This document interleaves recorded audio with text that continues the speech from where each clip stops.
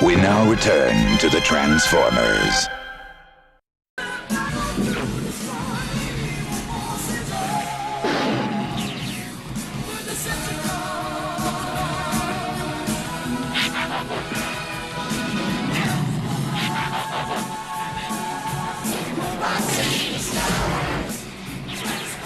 Despite the extremely commercial purpose behind the movie, as is the same with every other Transformers TV show or movie, the film is no simple toy commercial. The animation is incredible, the voice cast is solid, the stakes are wild, and the soundtrack. Oh my god, the soundtrack!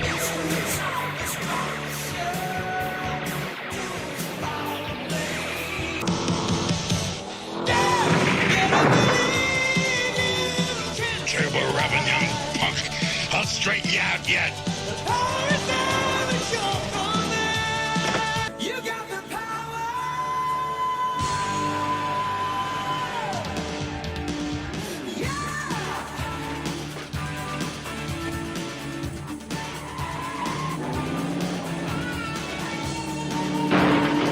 This is an 80s product of a movie through and through, and it's a joy to watch from beginning to end.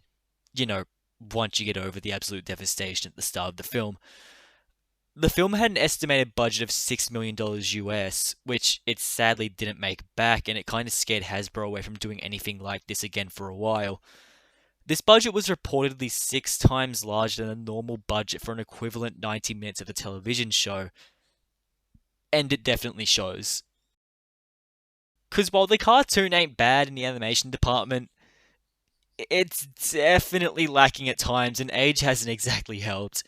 The increase in the animation quality goes a long way in establishing the film as a huge step up from the scale and impact of the original cartoon.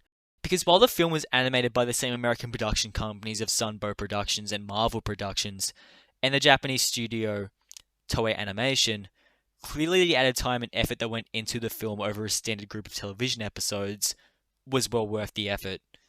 Each character and environment is defined and detailed. Their movements are fluid, the action is energetic and chaotic, it's bright, it's colourful, and it captures the Transformers perfectly. There's not much else to say about it. This was, and still is, the best the Transformers have ever looked in 2D animation. The voice cast and acting all around is actually remarkably well done, considering most people would write this off as some stupid kids cartoon. Of course, you have the series voice actors all returning for their respective roles. Peter Cullen as Optimus Prime, Frank Welker as Megatron, and Greg Berger as Grimlock, among everyone else.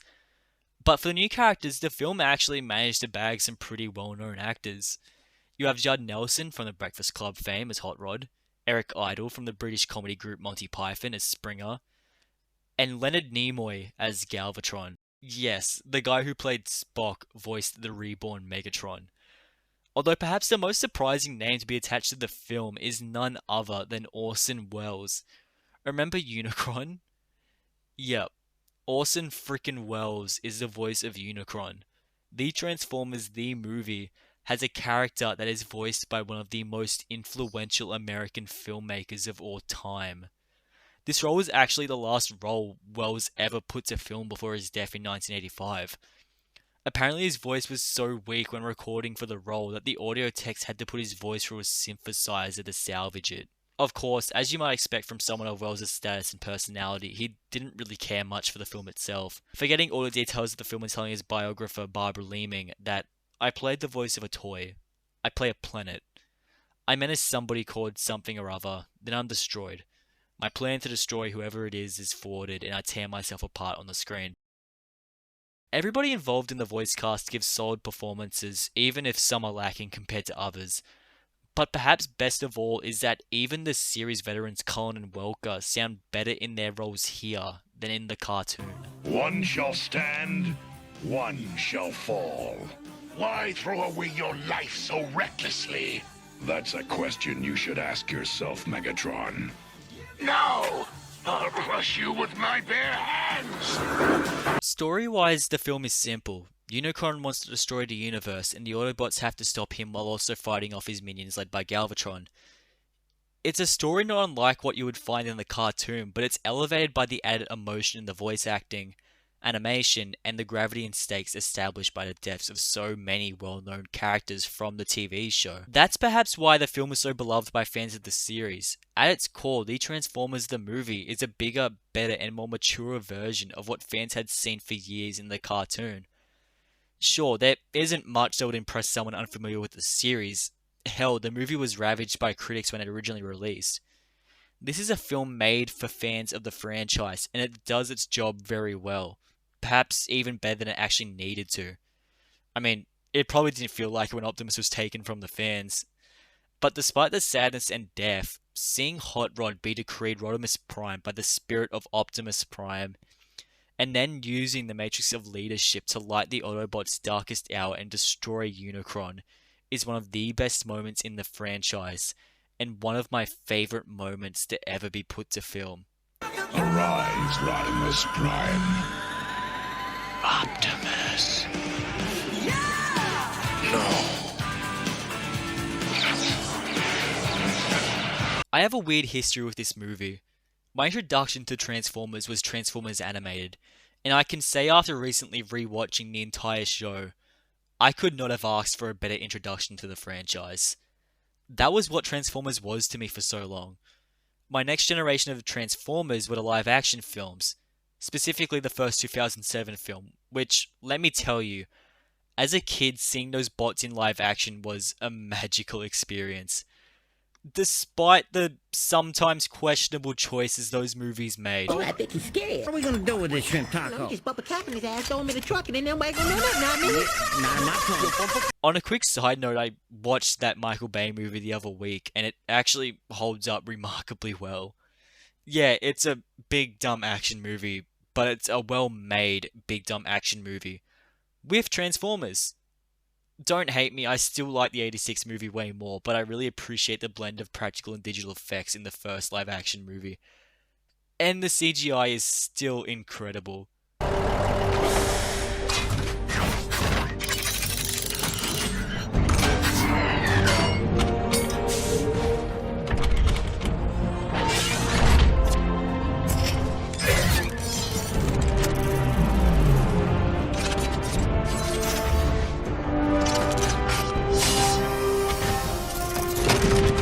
This movie is 14 years old, and the CG looks better than most movies today. So, yes, in summary, the first Michael Bay Transformers movie is still pretty good, even in spite of the sequels descending further into madness with each entry. Okay, look, I know I'm going on a bit of a tangent here, and I know this is a common observation of the Bay movies, but God, it's funny seeing Optimus Prime slowly become more of a psychotic war criminal with each movie.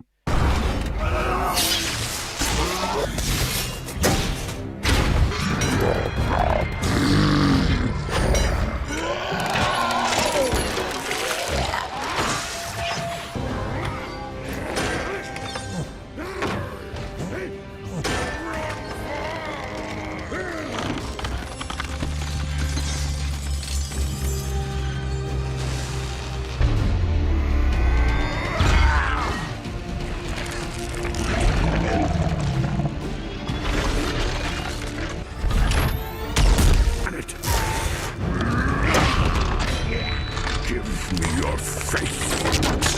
Oh my god, that is literally something Megatron would say, not Optimus! Give me your face. No, fuck! No, Optimus, no, please! Fuck! No! No, please! Please, Optimus! No! Please! Oh, this is where Optimus Prime just murders him. Ah, no, Optimus, please! Fuck!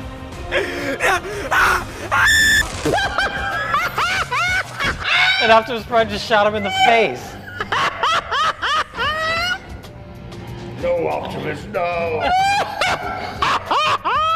Okay, tangent over. Now, back to talking about the best Transformers movie.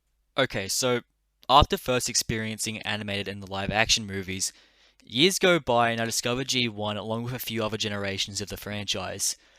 By some ridiculous miracle, I stumbled across the 86 movie in HD on YouTube, which, trust me, is not hard. You search Transformers on YouTube right now and you can watch the whole movie completely free in 4K. Don't ask me how that's legal, but no one's taking them down. Okay, so yeah, I watch it for like 10 minutes and then save it for later. And before you say anything, I was like 12 years old at this point. I had the attention span of a goldfish and couldn't process how great this movie really was. Okay? Not long after, in that same year, Transformers Age of Extinction comes out, and my friend and I are going to watch it. So there we are waiting at home to go watch the new Transformers movie, and I think it would be a good idea to watch the 86 movie before. So I pull out my iPod, and me and my friend watched the entire movie from start to finish. Of course, we thought it was cool. It was Transformers, but if you asked me then what the better Transformers movie was that I watched that day, it would have been Age of Extinction. Hey, I was like 12 years old, okay? I didn't know any better! Fast forward a few more years, and I find a cheap copy of the 86 movie on Blu-ray. At this point in my life, I have a small interest in Transformers. Like, I kept watching the live-action movies and continued to get some enjoyment out of the sheer ridiculous of them. But beyond watching the movies and appreciation for G1 and the excellent Cybertron games, I didn't consider myself a die-hard fan. So I picked up the Blu-ray out of curiosity to see how it held up against the new movies, and re-watched the movie with the exact same friend I had first watched it with. After the credits rolled, I found myself liking the movie significantly more than the first time, and my friend thought it was pretty good too. Yeah, we didn't think it was amazing, but we had a fun time, and I immediately liked it more than a few of the Bay films. I think the more significant aspect of that rewatch was when we decided to dive into the special features on the disc.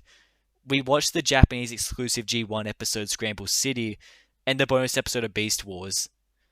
Scramble City was a fun revisit of the original series, but we mostly just laughed at the innovative but now extremely crude animation of Beast Wars. But I think watching those artifacts from the franchise piqued my interest enough to start paying attention to the series again. I don't know exactly what caused this change in my mind, but I distinctly remember watching the same Blu-ray again on a different occasion and just seeing the movie in a completely different light. I didn't just like the movie anymore. I adored it. I don't know if it was because I had fully developed my interest in film and I had begun to truly appreciate the beauty of the film's animation and construction. Perhaps it was because the heavy metal and rock influences of the soundtrack had aligned with my current taste in music. Or maybe it was just refreshing to see a version of Optimus Prime that, wasn't a mentally insane war criminal. Something clicked, and it was amazing. I still thought the movie wasn't perfect. It was corny. Despite the overall quality, some animation was still rough at times, and while it might be considered mature and violent for a kids' movie, it's still quite simple with its themes and characters. I loved the movie, but still acknowledged its flaws as aspects that dragged it down.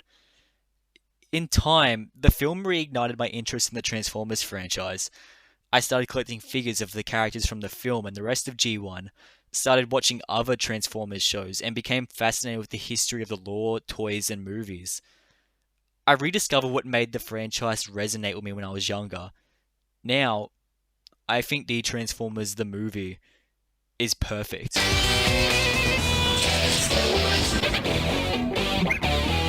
I know I'm stretching beyond the subject of Transformers here, but this movie taught me a very important lesson when it comes to watching and enjoying films and media in general. I know that the Transformers the movie is not a perfect film. I don't expect it to rank in the top films of all time. I know it has flaws, but do I care? Hell no. Because no matter what the critics said when the film first came out, no matter what the majority of average film audiences would think of it, and no matter how dumb or nonsensical other people might think it is, I feel nothing but just pure joy when I'm watching this movie. Yes, that is a lot of praise for a movie that simply aims to make money by selling toys, but people, including myself, give praise to the MCU and Star Wars, and they hold the exact same goals. What am I saying? All films are made to make money. I think what I'm simply trying to say is that even if something is flawed, even if it gives you something that it isn't necessarily made to provide, and even if other people try to tell you it's bad, and shouldn't inspire the emotions it gives you. If it makes you happy, gives you joy, and makes you feel something, then none of that other stuff matters. I am well aware the Transformers the movie has flaws and errors. I've only said it like a million times in this video. But none of that matters to me, because when I watch the movie, I get to see the figures on my shelf as living, breathing characters fighting a battle greater than anything I might ever know. And it's one of the best feelings in the world to me. This movie is my ultimate comfort film. I can watch it when I'm in the mood for a good movie. I can watch it when I'm in a bad mood and shed a tear when Optimus dies. I can watch it when I'm stressed and relax. This movie makes me so happy, and that's important to me.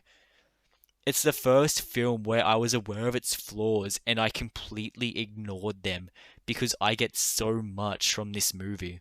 This movie taught me the most important lesson I have ever learned when it comes to appreciating film and maybe even life in general. If something makes you happy, if something brings you joy and makes your life better, then no matter how bad other people might tell you it is, how stupid they say it is, how unimportant it is, you should never let them have you believe that you're wrong for liking something. This also goes for anything that others love that you might not really get or vibe with. If someone loves something and it gives them joy, why would you try and convince them that it shouldn't? Why would you try and take away someone's happiness? I am well aware that this is a much bigger subject than the Transformers the movie, but I guess I just wanted to show that this movie taught me that I shouldn't ever feel guilty for loving something. Hot Rod's journey inspires me, Optimus's death moves me, and the heavy metal action and soundtrack still excites me every time. It just works for me, and for everyone else who loves the film like I do. I don't have to explain why or how. It just feels right. I am Optimus Prime, and I send this message to any surviving Autobots taking refuge among the stars. We are here. We are waiting.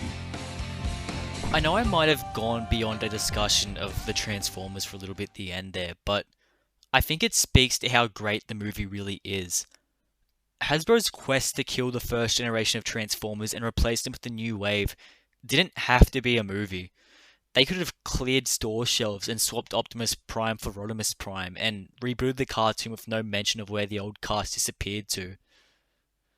The Transformers the movie may at times be blunt with sending off its loved characters, but it does so in an outrageously stylistic fashion that pushes the capacity for violence and death in a children's movie.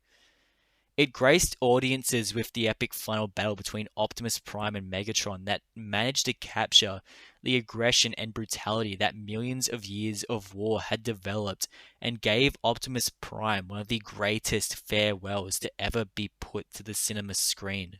It took the template of the narrative from the cartoon and elevated it into something greater than a Saturday morning cartoon could provide at the time. The film didn't have to be anything more than a glorified toy commercial, but it proved to be far greater than that. It had everybody realize what the kids clutching their Optimus Prime figure in front of the TV in their family living room watching the Transformers had already known for years. These characters were more than toys on a store shelf with a symbol slapped on their chest and a fancy name. They were heroes to the kids who held them in their hands. When these children witnessed the death of Optimus Prime, they said goodbye to one of their greatest inspirations and the bot who helped them believe they could be greater than they were. The Transformers were truly more than meets the eye, and the Transformers, the movie, dared to be the same. Autobots, transform and roll out!